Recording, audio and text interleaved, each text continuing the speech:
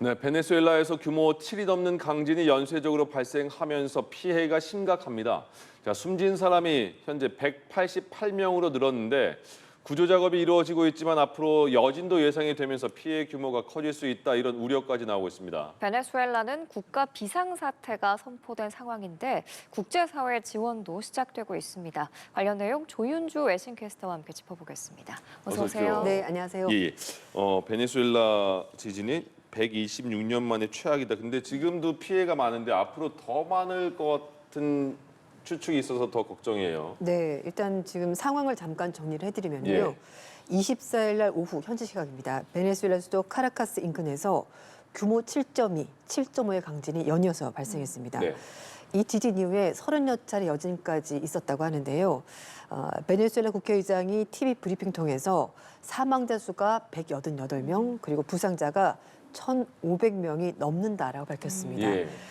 현재 무너진 건물 잔해 속에서 여전히 200명이 매몰되어 있는 상황이고요. 네. 구조 작업이 진행되고 있고 실종자가 117명 파악이 됐습니다.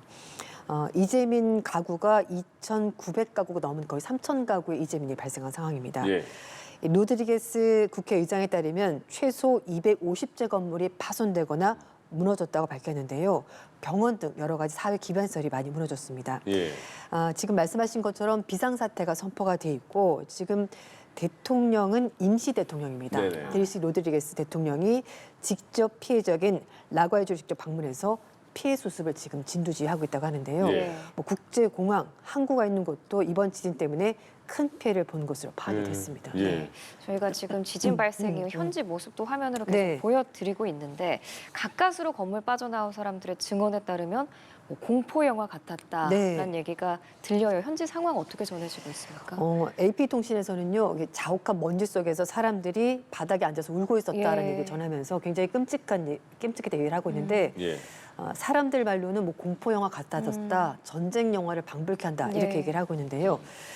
이제 공항, 호텔, 뭐 주거 건물이 다 무너진 상황이고 그러니까요. 그리고 마치 폭격을 맞은 것처럼 공항도 지붕이 지금 없는 상태라고 예. 합니다. 이 베네수엘라가 이 남미 대륙의 가장 위쪽에 있고요. 예. 수도 카라카스가 해안에 위치했습니다. 예. 이 지금 굉장히 뭐 심각한 상황이고 이게 지진이 오후에 발생했고 시간이 지나면서 이제 어둠이 내리면서 완전히 깜깜한 상태인데 먼지, 어둠 이런 것들 때문에 더 공포스러운 상황이 되고 있고요. 특히 그 정부에서는 혹시라도 화재가 발생할까봐 가스를 다 닫았습니다. 네. 예. 그렇기 때문에 이제 뭐 지금 북반구와 남반구는 계절이 반대이지 않습니까? 예. 우리는 초여름인데 거기 지금 초겨울입니다. 그래서 날씨가 좀 추울 가능성이 상당히 높고 예. 특히 이제 뭐 난방 시설이 굉장히 잘 돼 있는 곳이 아니기 때문에 네. 아마 야외에서 생활한다면 굉장히 힘들 것으로 보이고요. 예. 사람들 얘기는 일단 지진이 강력한 지진이 두 차례 있고 나서 여진이 계속 있다 보니까 예. 밖으로 나오긴 나왔는데, 그러니까 정부에서도 밖으로 대피하라고 해서 건물 밖으로 나오긴 나왔는데 밖에 나와 있어도 흔들리기가 마찬가지이기 때문에 예. 굉장히 불안하다 이렇게 얘기를 예. 하고 있습니다. 그러니까요. 이번에 또 지진 피해가 컸던 이유로 지진이 발생했는데 또 한 39초? 한 40초 네. 만에 또 지진이 비슷한 규모의 지진이 또 발생해서 쌍둥이 네. 지진이다 이런 말도 있잖아요. 네, 맞습니다. 예. 말씀하신 것처럼 7.2 강진이 발생하고 나서 39초 있다가 7.5 더 강력한 네. 지진이 발생했는데요. 네. 그래서 이것 때문에 이제 피해가 더 컸다는 얘기도 나오고 있고 이제 두 예. 번째는 이 진앙지가 보통 뭐 수십 킬로미터 안에서 이제 지진이 발생하는데 이번은 지표에서 10에서 20킬로미터 사이였다고 예. 합니다. 그렇다 보니까 지진 규모에 비해서 전달력이 훨씬 더 컸고 그래서 피해가 컸고요. 사람들도 더 공포스럽게 느낀 것으로 보이고 예. 건물 피해도 많았고요. 이제 사실 베네수엘라에서 과거에 지진이 여러 차례 있었습니다. 네. 1900년에 7.7 강진이 있었고 그때는 사망자가 많지는 않았습니다. 21명 사망했었고요. 예. 1812년에도 지진이 있었고 그때는 굉장히 많은 사람의 목숨을 잃었습니다. 15,000명에서 3만 명이 사망했고요. 예. 그리고 나서 1967년에 카라카스 똑같은 지역에서 예. 지진이 발생해서 236명 그리고 1997년에도 지진이 발생하면서 그때도 73명 사망했고요. 2018년에도 7.3 강진이 발생했습니다. 예. 뉴욕타임즈는 여러 차례 베네수엘에서 국토를 초토화시키는 지진이 있었지만 이번도 마찬가지로 강력한 지진이 두 번 한꺼번에 발생했었고 진앙지가 지표면과 가까웠기 때문에 피해가 상당히 컸다 이렇게 예. 분석을 하고 있습니다. 네. 근데 또 그 하필 또 지진 네. 발생한 날이 베네수엘라 휴일이었다면서요. 네, 그래서 맞습니다. 많은 분들이 집에 계시다가 또 피해 본 분들이 많나 봐요. 네, 이제 이 베네수엘라가 스페인으로부터 식민 지배를 받았었거든요. 예. 그래서 1811년에 독립을 하긴 했습니다만 1821년 6월 24일 날 이 스페인 군대를 완전히 제거한 전투가 있었습니다. 그래서 이게 예. 굉장히 큰 국경이 이뤄가지고 사람들이 다 쉬고 있었고 집에 많이 머물고 있다 보니까 이렇게 인명 피해가 컸던 것으로 보입니다. 예. 네. 말씀해 주신 것처럼 과거에도 여러 차례 이 대지진이 있었다고 했는데 네. 그럼에도 좀 내진 설계가 잘 안 돼 있는 취약한 건물이 많았다고 해요. 네. 그러면 어떻게 보면 좀 예견된 인재다라고 할 수 있는 부분도 있는 거죠. 네, 그렇죠. 이제 사실 지진이 발생하는 것은 과학이 아무리 발달했지만 예측하기가 힘듭니다. 예. 그러니까 이제 우리가 잘 대비를 하는 수밖에 없는데 말씀하신 것처럼 베네수엘에서 과거에 이렇게 여러 차례 지진이 있었음에도 불구하고 이웃나라 일본과 비교를 하자면 예. 너무 준비가 안 돼 있었던 것 아닌가라는 생각이 들기도 하는데요. 네. 첫 번째는 경제 제재가 오랫동안 됐던 것이 가장 큰 문제가 됐습니다. 예. 2015년 오바마 정부 때부터 이제 제재가 있었고요. 그리고 예. 이제 트럼프 정부 들어서도 당연히 제재가 있었습니다. 특히 예. 이 베네수엘라 특히 남미 지역은 반미 정권이 많다 보니 네. 이제 미국에서는 인권, 민주주의 이런 명목으로 제재를 가하기 시작했는데 이것 때문에 해외에서 물자가 못 들어오다 보니까요 발전이 안 되고 예. 내진 설계, 뭐 첨단 장비 이런 거는 생각할 수가 없었습니다. 특히 이 내진 설계에 대해서 말씀을 드리면은 네.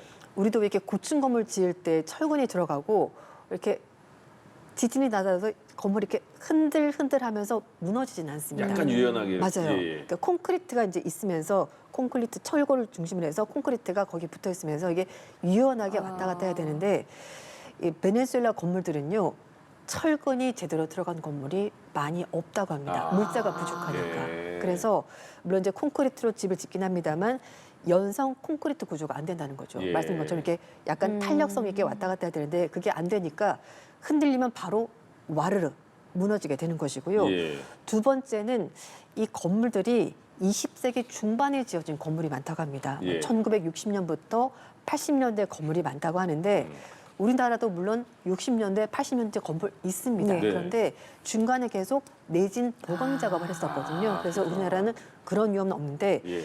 베네수엘라는 그런 것들을 하지 못했었고 그리고 이제 세 번째로 말씀을 드리는 것이 이 경제 위기, 그러니까 경제 문제 때문에 자재가 부족하고 그리고 그러다 보니까 건축 비용을 줄이기 위해서 예. 자재를 충분히 규정대로 쓰지 않는 겁니다.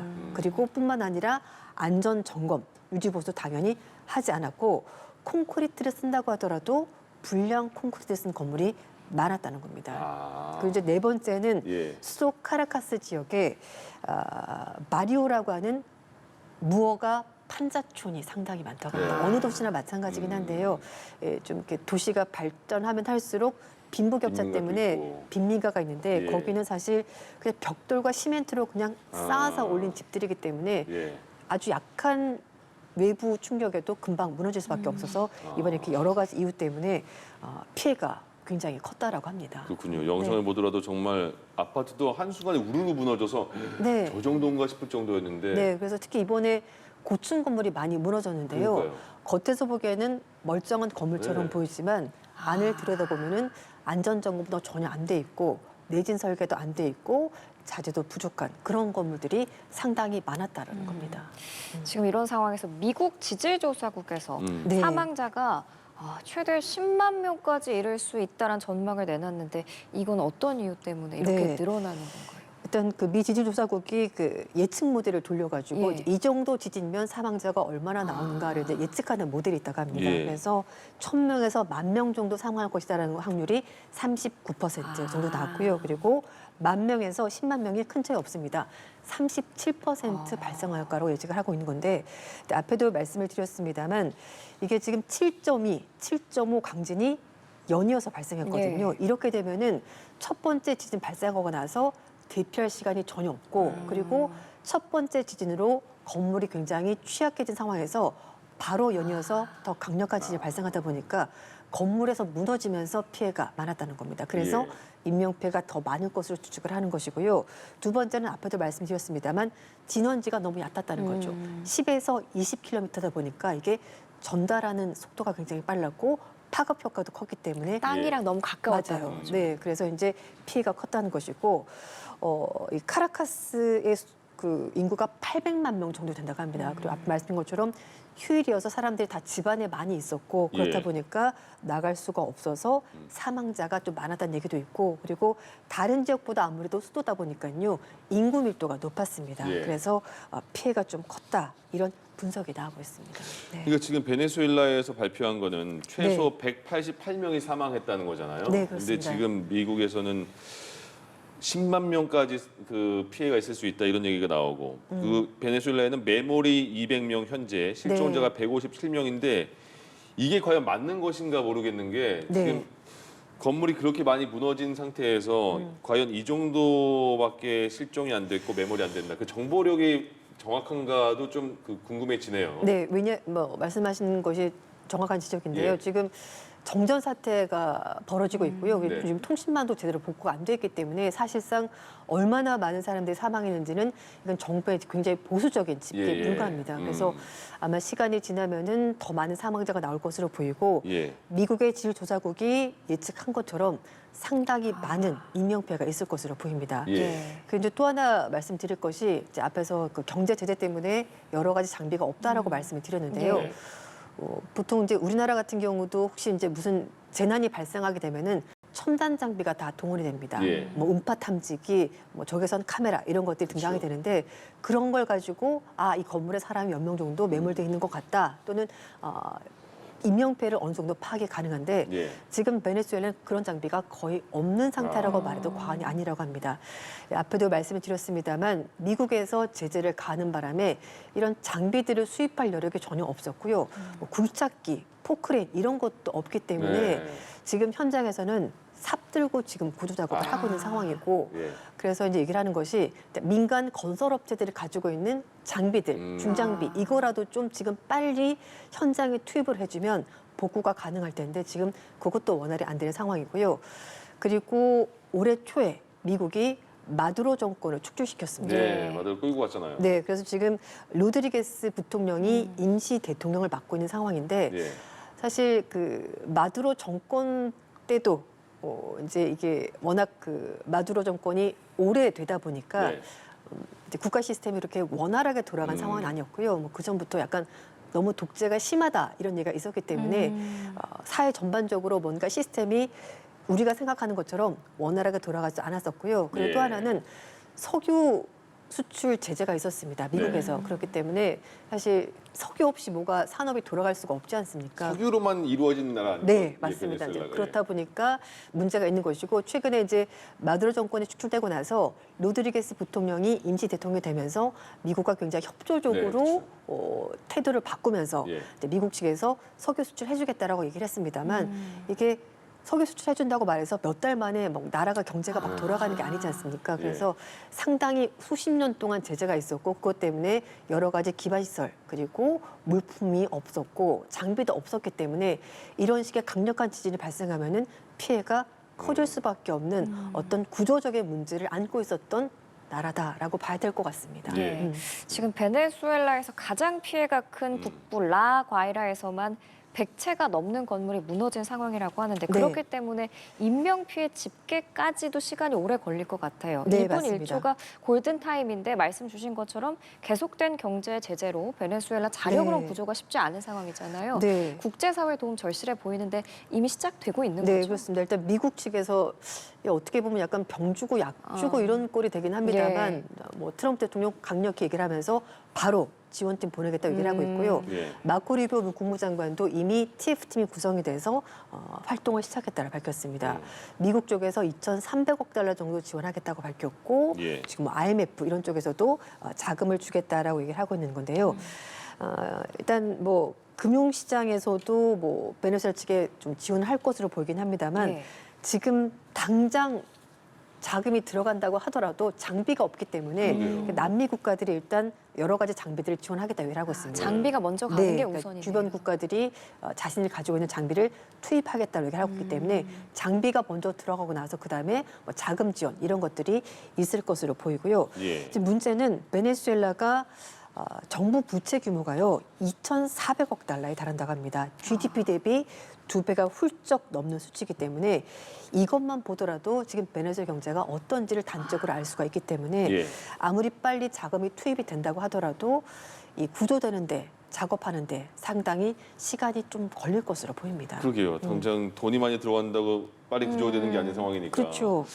그리고 또 이럴 때는 꼭 이런 사람들이 있습니다. 그 빈틈 노려서 상점 약탈하는 사람들도 있고 그런 네. 사람도 지금 상황이 어떤지도 알려주시고 네. 또 한인 피해는 또 어떤지도 궁금하네요. 지금 아직 한인페이에 대해서는 보고된 바가 없고요. 물론 이제 예. 교민들이 계시긴 하시겠습니다만 시간이 좀 걸릴 것으로 보이고 앞에도 말씀드렸습니다만 지금 통신망과 전력이 지금 끊긴 상태이기 때문에 파악이 좀 힘들 것으로 보이고 사실 이런 재난이 발생하면은 예. 약탈이 어디서나 그러니까요. 발생합니다. 예. 왜냐하면은 이제 앞에도 말씀드렸습니다만 경제 제재 때문에 여러 가지 좀 물자나 부족한 부분이 있고요. 그렇다 예. 보니까 이런 재난을 이용해서 사람들이 좀 그냥 그러니까요. 물건을 가져가는 일이 벌어지고 있는데 예. 그것보다는 어쨌든 지금 이렇게 위기 상황에서는 베네수엘 국민들이 다 힘을 합쳐서 그 구조 작업 여기에 먼저 전력 투구해야 되지 않나라 싶습니다. 예. 예. 그런데 베네수엘라에서 강진이 발생하고 30분도 안 있다가 일본 혼슈에서도 7.2 강진이 발생했거든요. 그렇기 네. 때문에 이 두 지진 사이에 연관성이 있는 거 아니야? 라고 생각하시는 분들도 있을 것 같아요. 네. 근데 이제 이거 두 지진 사이에는 전혀 연관성이 없다고 합니다. 지진판 자체가 다르고요. 네. 일본은 우리가 잘 알고 있는 환태평양 구조대 그 지진대에 속했기 때문에 지진이 자주 발생하는 것이고 남미 지역은 베네수엘은 다른 지진대이기 때문에 두 지진 간의 상관관계는 없습니다. 그렇지만 공교롭게도 하루 사이로 그러니까요. 지진이 발생하면서 좀 걱정이 많았고요.